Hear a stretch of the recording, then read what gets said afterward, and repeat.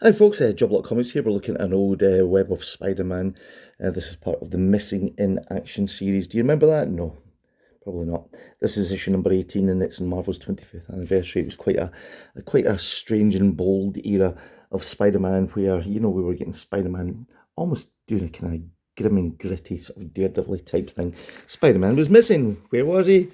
Well, I don't know. And according to the splash page here, it looks like he's had a night out in Glasgow. And he's just showing back up at his bird's house, yeah. David Michelini doing the writing and Mark Silvestri doing the pencil with Kilbacon and the inks. That's some combination, I thought. This issue noticeable by the cameo of a major character. If you don't know what it is, then yeah, you know, brace yourself because it is probably the most sort of, it's the weirdest cameo, and I don't even know if it's. Good Lord, Spider-Man, you've been blown up. I don't even know if it's... Is it real? Do people actually buy this book because of the cameo?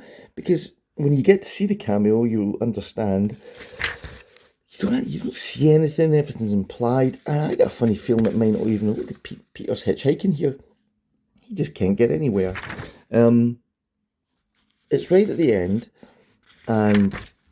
It must be one of those things. See, I'm not up to date on like first appearances and speculation and all that kind of stuff. You know, I really just have a collection of comics that I used to buy and I used to read and I still do and I love them.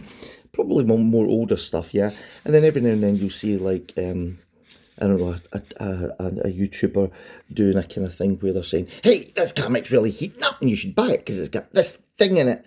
And you think, "Oh, I've got that somewhere."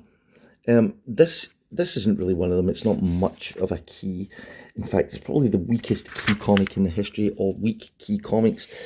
Although this story here, when Spidey goes missing and you don't know what's going on with him, and they find his costume and it's all wrecked and stuff, it was pretty entertaining. It does feel more like a Daredevil story than a Spider-Man story. It's hard to imagine Peter even getting himself into this situation, but the whole missing in action thing was quite cool.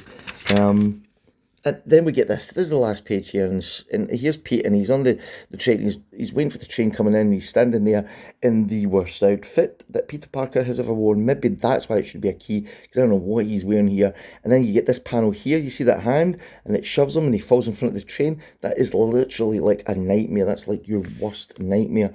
So of course, Peter being Spider-Man, he just rolls out of the way and he's fine. And then people will help drag him up, and then he has this horrible realization that his spider senses didn't warn him, so he's thinking, well, what happened there? So I'm pretty sure that hand's meant to be Eddie Brock. It's meant to be Venom. Is that right? Have I got that right? Dear viewers, I wonder if that's what it is. And it's strange because this book does have an inflated price. When you get to the other issues around about this one, there isn't much going on. Then you get to this one and it's got this weird kind of, to say that that's Eddie.